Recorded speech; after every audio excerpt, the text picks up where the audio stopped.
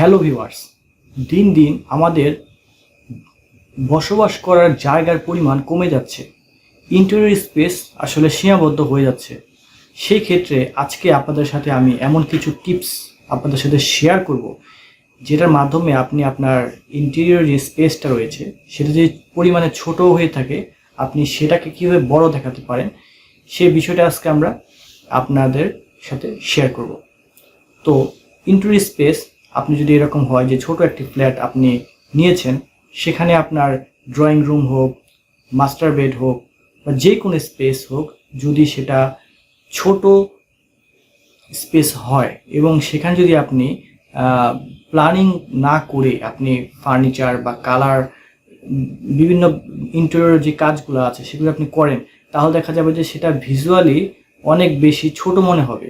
তো আজকে শেয়ার করব কীভাবে এই ধরনের ছোটোখাটো যে স্পেসগুলো রয়েছে সেই স্পেসগুলোতে আপনি কিভাবে বড় দেখাতে পারেন।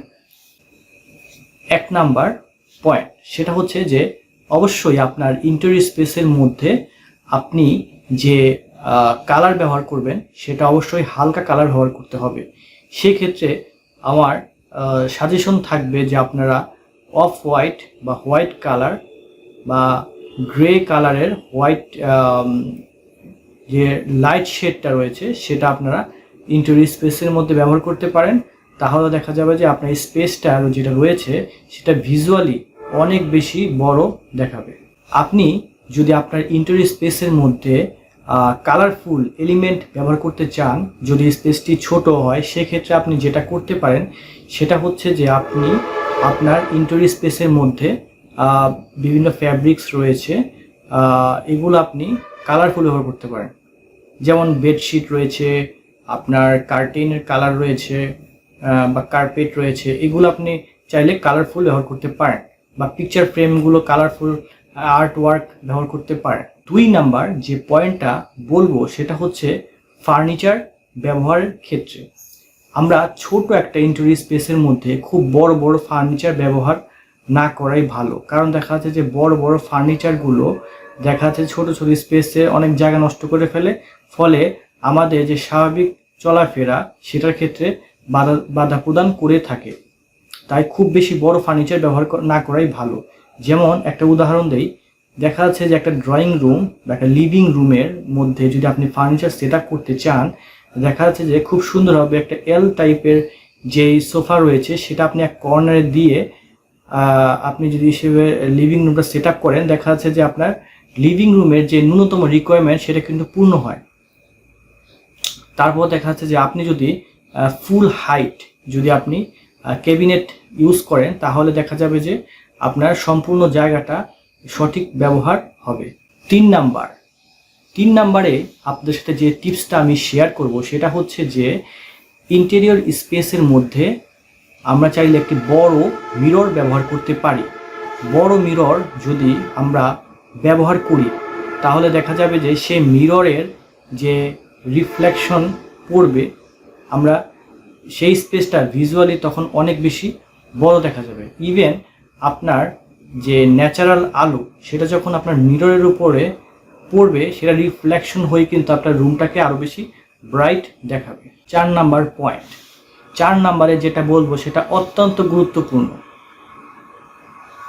4 নাম্বারে যে পয়েন্টটা বলবো সেটা একটা ইন্টেরিয়র স্পেসের মধ্যে যদি থাকে, তাহলে একটা ইন্টেরিয়র স্পেসের মধ্যে যে অনেক কিছু নাও থাকে, তাহলে তারপরেও সেই ইন্টেরিয়র স্পেসটি অসাধারণ লাগবে। সেটা হচ্ছে ন্যাচারাল লাইট।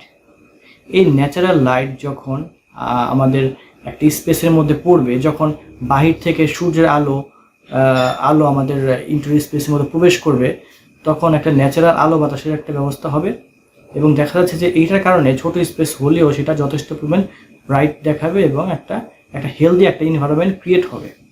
5 নাম্বার যে পয়েন্টটা বলবো সেটা হচ্ছে আজকাল দেখা যাচ্ছে যে আমরা একটা ইন্টেরিয়র স্পেসের মধ্যে অনেক বেশি এলিমেন্ট ব্যবহার করছি। অনেক বেশি এলিমেন্ট ব্যবহার করার ফলে যেটা হচ্ছে যে আমাদের ইন্টেরিয়র স্পেসের যে একটা ফোকাস কিন্তু তৈরি হচ্ছে না। একটা নির্দিষ্ট স্থানকে যদি আমরা যদি ডিজাইন করার ক্ষেত্রে বোল্ডনেস নিয়ে আসতে পারি, যেমন ধরেন 4টা দেওয়াল রয়েছে, 4টা দেওয়ালকে ফোকাস না করে একটা দেওয়ালকে ফোকাস করে বাকি 3টা দেওয়ালকে সিম্পল করার মাধ্যমে একটা ডিজাইনের ফোকাস পয়েন্ট কিন্তু তৈরি করা যায়। ঠিক সেভাবে আমি যদি পুরো ফ্ল্যাটটাকে যদি এলিমেন্ট দিয়ে দিয়ে পুরো ফ্ল্যাটটাকে একদম হিজিবিজি করে ফেলি, তাহলে আমাদের ডিজাইনে কোনো ফোকাস পয়েন্ট থাকবে না, যার কারণে দেখা যাবে যে আমাদের ইন্টেরিয়র স্পেসটা দেখতে একটা একঘেয়েমি তৈরি হবে। এবং এই মানসিক শান্তি বা প্রশান্তির জন্য আমরা চেষ্টা করব যে কম এলিমেন্ট দিয়ে আমাদের ইন্টেরিয়র স্পেসটা সাজাতে, যেই এলিমেন্টগুলো আমাদের লাইফের জন্য অনেক বেশি দরকারি বা যেটা আমার প্রয়োজন রয়েছে সেই সমস্ত জিনিস দিয়ে আসলে আমরা ইন্টেরিয়র স্পেসটি সাজাবো। তো সবাইকে অসংখ্য অসংখ্য ধন্যবাদ আজকের এই ভিডিওটি দেখার জন্য। আজকের এই ভিডিওতে আমি আপনাদের সাথে শেয়ার করার চেষ্টা করলাম যে ছোট একটা ইন্টেরিয়র স্পেস হলেও আমরা কালার, টেক্সচার, ফার্নিচারের টাইপ বিভিন্ন বিষয় খেয়াল রেখে আমাদের ইন্টেরিয়র স্পেসটিকে আরও বেশি গ্রহণযোগ্য করতে পারি, আমাদের স্পেসটাকে আরও বেশি হেলদি করতে পারি, আমাদের স্পেসটাকে আরও বেশি আমাদের জন্য উপযোগী করতে পারি। তো পরবর্তীতে ইন্টেরিয়র নিয়ে হয়তো আর নতুন কোনো টপিকস নিয়ে আপনাদের সাথে শেয়ার করব। সবাই অবশ্যই আমার চ্যানেলটি সাবস্ক্রাইব করবেন এবং আমার ভিডিওটি ভালো লাগলে অবশ্যই লাইক দিবেন এবং শেয়ার করবেন। ধন্যবাদ।